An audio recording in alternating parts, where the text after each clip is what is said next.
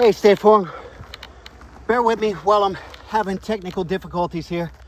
Mike Ash from Custom Remodeling, or Remodeling Maryland, excuse me. And it is a very hot day up here, 7/26/25 at the Huffman residence, looking to perform a repair assessment. But because of the heat, my all my devices for video recording have shut down multiple times. So this is the third attempt I'm going to try to do on video here. We have moved control groups so that I can place the camera in just a little bit of shade, and hopefully you still get the same viewpoint and diagnostic here. Doesn't really matter where we repair on the roof. It's just one of these things where during a hot summer day we got to make sure that you guys can receive the evidence as you need here. So we're going to be repairing this specific shingle. Here is the seal of the ridge. We are on the left gable portion. There's multiple damaged shingles directly around us, including on the edge of the rake. A little bit up, 1, 2, 3, 4 right here in a row. This will be number 5, 6, 7. We got 8, 9 right here on this gable ridge right here. So what I'm going to do is break the Tor bond of this specific courses above, 2 courses above. Remove the nails for this shingle right here, slide it out, replace it with a new one using the proper tools and methods of the roof snake. And because our location has shifted here, hopefully give you a really good area in the shade to grab your perspective viewpoint. So I'm going to set the camera up just like this. Please do bear with me if for some reason it gets too hot, starts to break down, or shuts off on me. But the first thing I'm going to do is I'm going to break the bonds of the courses above, and then as I go along with each stage of the process, I'll be picking up the camera and showing you everything in real time here. So let's get that process started. Repairs are fairly easy. This one is a little bit more complex, just simply because of how much damage and the age and condition of the roof. So we're going to document the process each stage of the way. So first thing I'm going to do, break this one next to it. Try to do so gently. See if I can find my seam. You can hear it crunching. Trying to be careful here. Some of them are easier to get up than others. Okay, so where is my seam?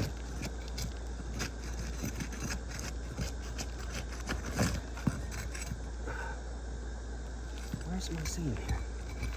Okay, here's my seam.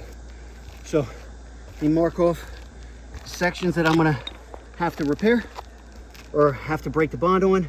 1,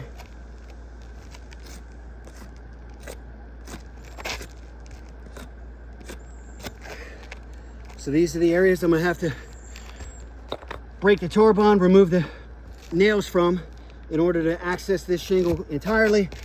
You see, got a little bit of mat transfer over here on this corner, which would likely be tearing through the backside of this shingle, keep in mind. So, little bit of tearing on that, I could hear it.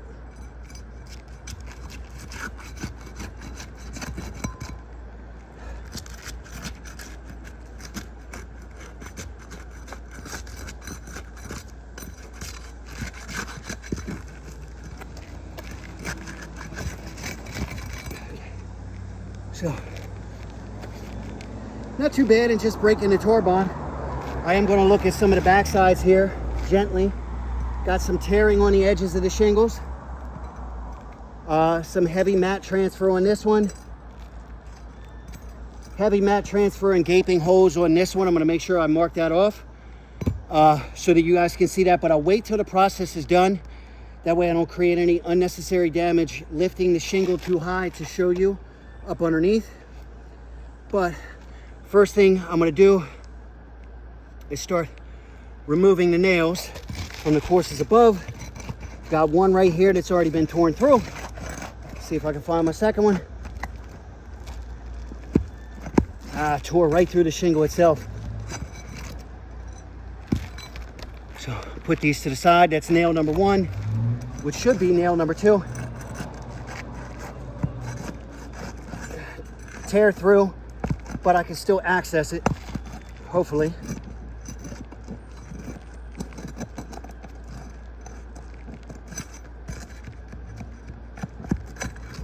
Being as gentle as possible, not lifting the shingle higher than the edge baseline of the roof snake, which is at a 45-degree angle. So, where are we here? This should be nail number 3. It's got a tear on it, but I'll show you that as soon as we get through the process a little bit more. Let's see if I can access this, tear through. This is the second course above where we do have a seam, and we have a tear through on this specific shingle here, trying to keep the shingles down so that they're not lifting too high, so that I can access this nail. All right, I'm not going to give it any more oomph, because if I do, I could cause unnecessary damage before we're even halfway done the process. This shingle has torn where the nail is.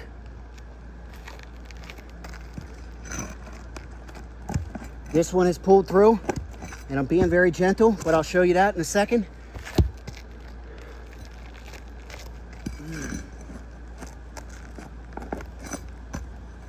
That's the only nail that came out relatively easy so far, and we should have one more.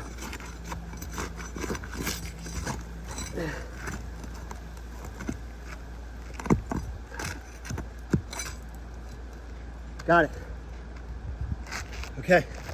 So, nails should be removed. All the nails should be removed from this specific shingle here. But let me show you what I got going on so far before I lift them up and pull any more nails out. Here's the shingle we're repairing. Inside of this control group, we had some tearing on the back sides of the shingles in breaking the tar bond. We have some cracking and creasing going on the row above. Same with this one right here. Some creasing starting to generate up here in this top corner.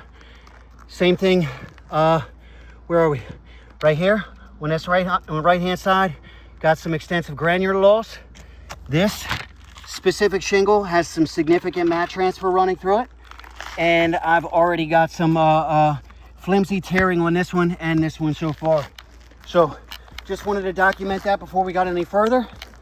Each step of the process, then we're going to slide this specific shingle out, place in a new one, repair with new nails, and then submit all of these details over here to State Farm. So, prime example, let me show you here. Whoa. Got some heavy tear through from the nails by breaking the tar bond. This is the shingle we just removed. Tearing on the shingle itself at the nail strip. See this delamination and tearing here on the shingle. Look at this extensive mat transfer and delamination as well. Tearing through the nail hole, tearing through the nail hole.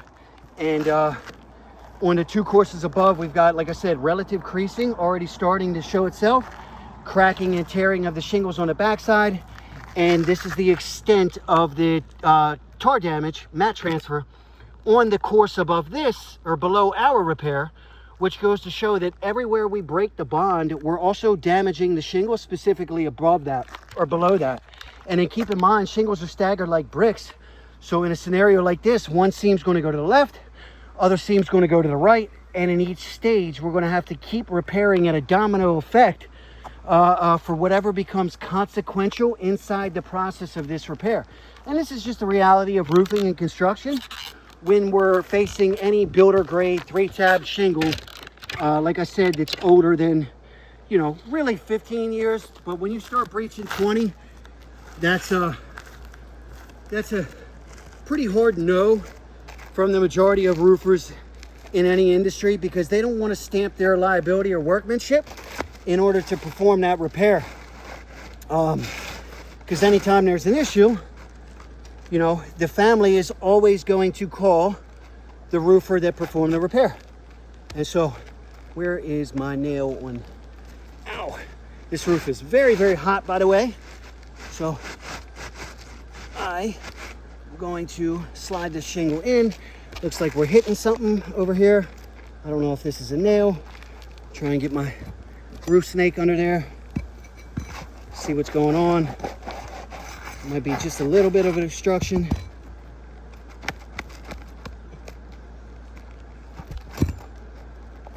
Yeah.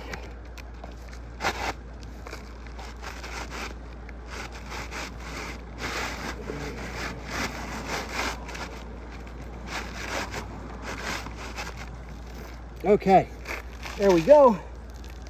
Get her in, tucked nice and tight, up in alignment. And the first thing we're going to do, there's my nail. That's why.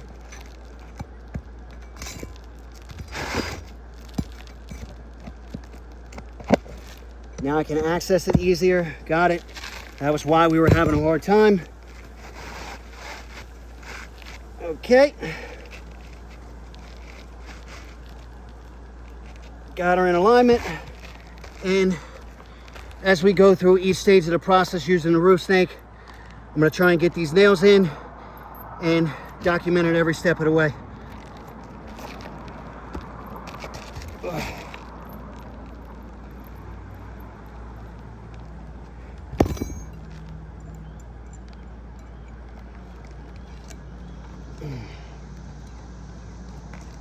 Try lining it up inside of the turbine. I don't know why people complain about this roof snake. I like it. I think it makes it an easy tool. So you can feel free to use my opinion on that or discretion as a roofing contractor against any of the other idiots who only knock doors and try to say that the roofing snake is hard to utilize. So that's 2 nails into the first row.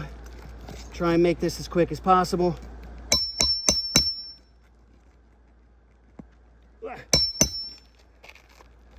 Got some heavy granular loss starting to formulate.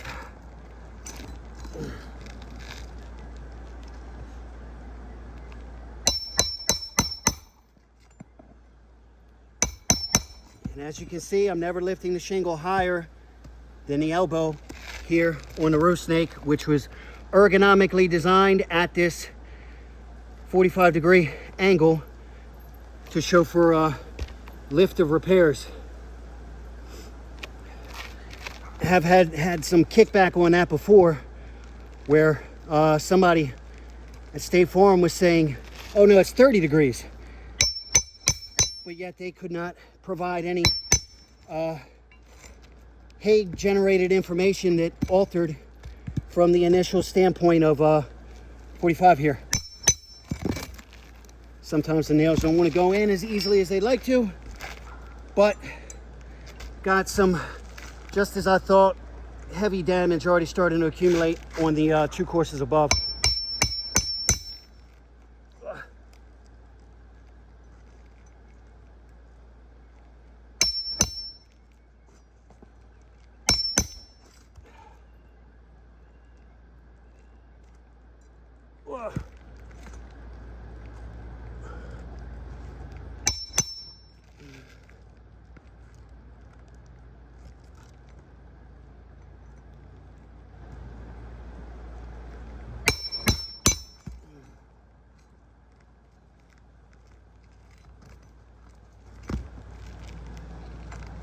Come on. This one's being stubborn.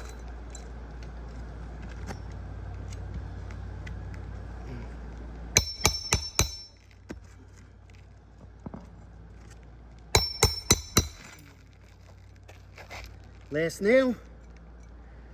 And we will be putting this one into our file to show for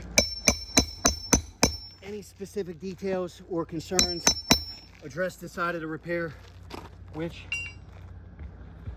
just want to show for have already started to accumulate across the roof. As I said, this is our control area. They're strung out all across the roof. Damage is strung out all across the roof. And inside of this repair, we've got multiple issues to address that will be regarded as consequential damage that any carrier would look at and justify. But on the course above, we've got cracking and creasing showing up on 1, 2, 3. 3 of the 4 shingles that are directly above it, which, keep in mind, some of these tar bonds are already starting to stick in the heat again. So this is torn and cracked. This is creased all the way up at the top. Here's the row above that, creased all the way at the top, creased all the way at the top. And this one has some significant tearing on the back of the matting here, which, look at the back side of the shingle. It's already damaged, so there's no reason why I should be held to any standard for showing you the backside, which is relevant inside of this process, because that is considered damage that accumulates. It's not going to be able to stick again.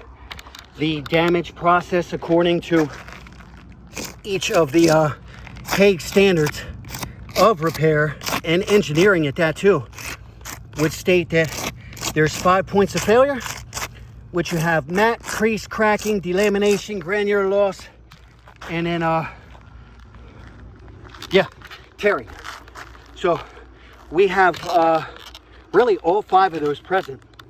So as you can tell, both courses above this specific shingle that we're repairing also have been damaged in the process of this repair, which, documenting each stage of that process for you in real time, no cuts or edits, using the proper tools and methods, using proper care.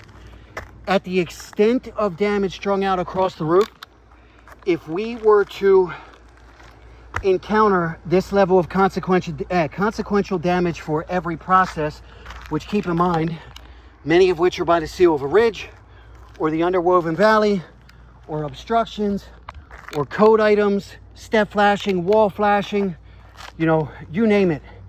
We're all going to have to work around that and do so according to both code and manufacturer guidelines, which would show that by any standards, the level of true impact that a repair of this magnitude would cause to the roof would just be, it would be so significant, it would make more sense to remove all liability in full and replace the roof slope by slope in accordance with, you know, this replacement cost. So I'm going to document this. I've already made one specific video, but I will show here that this specific roof and repair assessment shows as a failure for all 5 of 5 standard points of failure. And I'm sure that, you know, any adjuster or manager inside of State Farm that has been, you know, a senior inside of their job role, been through this event many, many different times, would all agree that this consequential damage would simply catapult and cascade across the roof to make it damn near impossible to repair this much sections of the roof. So with that, like I said, as long as we're on the same page and documenting this process the right way, if we are able to repair or replace this roof in full, then I would automatically upgrade Mr. Charles to an architectural grade shingle at no further expense to State Farm nor the family, to make sure that, one, we're taking care of our customers the right way and limiting future liability in the future for workmanship, and then putting him in a better position than before we had an opportunity to be here. So we just want to make sure that every family we help, we're not making them pay for, you know, things that a lot of the other companies try to upsell ridiculously so at that, when it's only another $1.80 or something like that per bundle for an architectural grade shingle than it is for a 3-tab. So given the opportunity to complete the roof, like I said, we're going to take care of Mr. Huffman every single step of the way, do so as a 5-star contractor with a bulletproof reputation, and continue working with State Farm in a positive manner. Please let me know if you have any questions or details, want to chat, go over a couple of these things, or you need any more documentation from me. But I think this is pretty clear, and there is a lot to work with, a lot to kind of view here. If we were to do this in all of these yellow impact areas, not to mention all the ones that I didn't feel like chalking while I'm up here in the heat, this would be a significant level of construction. It would just make more sense to replace it in full. All right, thanks again.